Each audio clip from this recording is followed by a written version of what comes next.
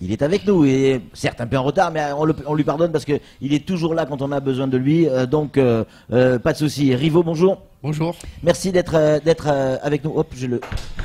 Pardon. Effets spéciaux. Voilà, excusez-moi.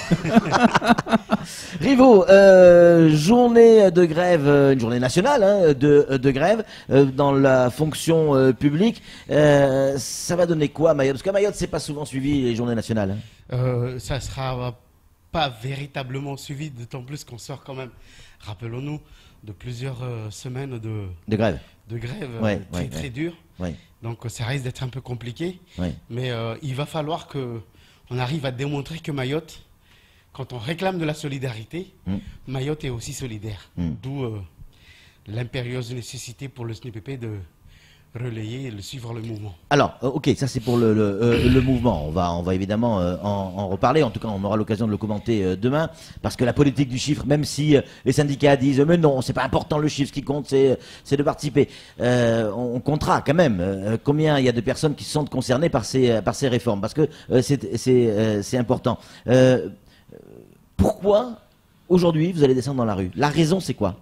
Il y a quand même les attaques contre la fonction publique, contre le service public. Service public, c'est avec 120 000 postes en moins.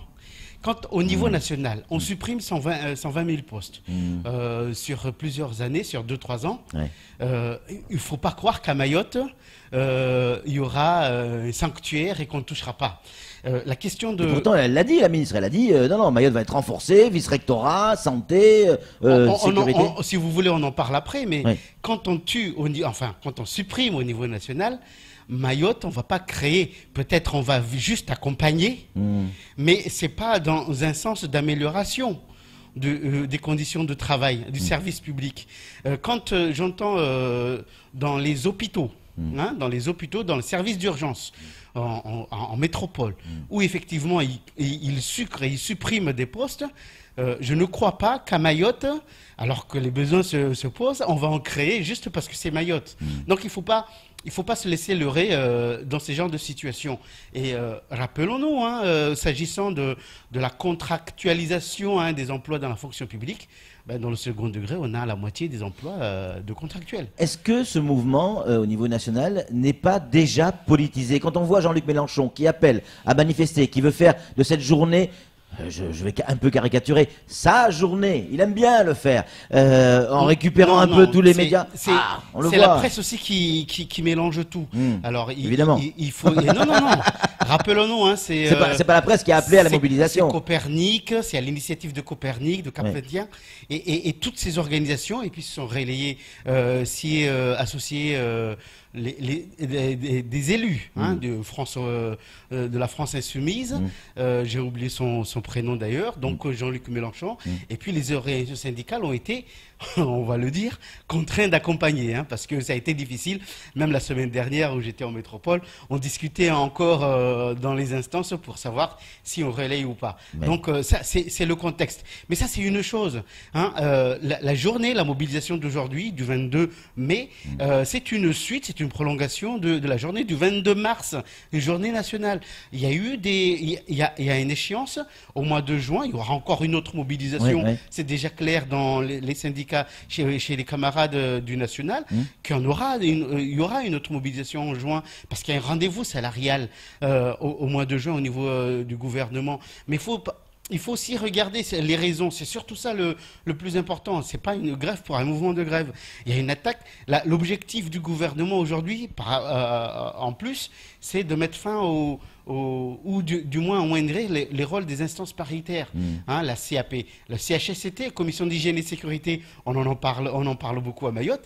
L'objectif, c'est de sucrer cela, de mettre fin au CHSCT qui vient d'être, alors que les pouvoirs ont été renforcés au mois en 2015. Mayotte en a besoin. D'ailleurs, on ne sait même pas comment encore utiliser à bon escient l'instance. Donc, il y a tout ça qui se met en œuvre. On est dans l'obligation de bloquer tout ça. Alors clairement, vous défendez votre bout de gras gras, merci beaucoup. C'est légitime. Il y a de quoi. Non, vous me faites dire n'importe quoi. Non, effectivement, vous défendez vos intérêts en tant que fonctionnaire. Seulement en France, Rivaux, tout le monde n'est pas fonctionnaire. Il y a aussi des gens du privé qui estiment que il y a peut-être trop de monde dans le service public. Attendez, trop de monde dans le service public et que cette décision du gouvernement est peut-être la bienvenue. Alors, on parle de service public et on en parle à Mayotte. Oui. Mais service public, c'est le CHM. À Mayotte. Il va être renforcé. Renforcé comment? Avec quels moyens? Parce que moi, j'ai pas entendu parler de moyens.